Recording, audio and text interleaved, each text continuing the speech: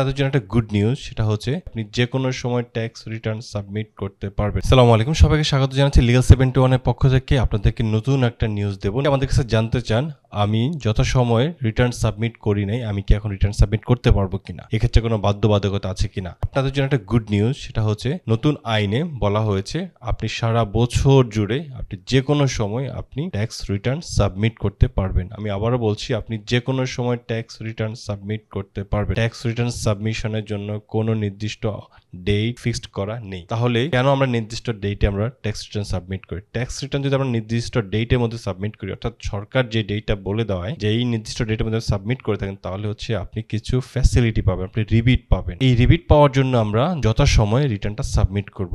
Otherwise আমরা যে কোনো সময় আমরা রিটার্ন সাবমিট করতে পারবো। যে কোনো সময় রিটার্ন সাবমিট করলে কি অসুবিধা হবে? সেক্ষেত্রে হচ্ছে আপনি রিবিট পাবেন না। আপনি যে রিবিটটা পাওয়ার কথা ছিল ষষ্ঠ তফসিলের মাধ্যমে, আপনি যে রিবিটগুলো পাওয়ার কথা ছিল, ইনভেস্টমেন্ট বিনিয়োগ করবে যে রিবিট পাওয়ার কথা ছিল, আপনি রিবিট পাওয়া ছিল স্যালারি আয় হলে আপনার সেক্ষেত্রে 2/3 আপনার ট্যাক্সেবল ছিল, 1/3 ট্যাক্স এক্সাম্পটেড ছিল।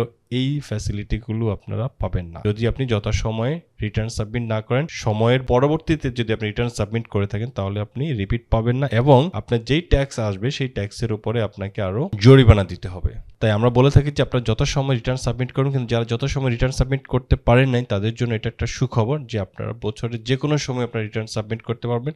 আইনে এতে কোনো বাধ্যবাধকতা নেই এবং ট্যাক্স অফিস আপনার রিটার্নটা গ্রহণ করতে বাধ্য। সেক্ষেত্রে আমাদেরকে মনে রাখতে হবে, আমাদের যে জরিমানাটা আসে, আমাদের যে ট্যাক্স আসে, সেই ট্যাক্সটার সাথে জরিমানাটা দিয়ে আমরা যদি রিটার্ন সাবমিট করি, তাহলে ট্যাক্স অফিস আপনার রিটার্ন গ্রহণ করতে বাধ্য এবং এটা আইনে স্পষ্টত বলা আছে। তো যাই হোক, আজকের মতো আমি এখানে বিদায় নিচ্ছি। এইরকম আপনাদের কোনো জানতে চাওয়া, আপনাদের কোনো প্রশ্ন থাকলে আমাদের করতে পারেন। সবাই ভালো থাকবেন, সুস্থ থাকবেন। আল্লাহ হাফেজ।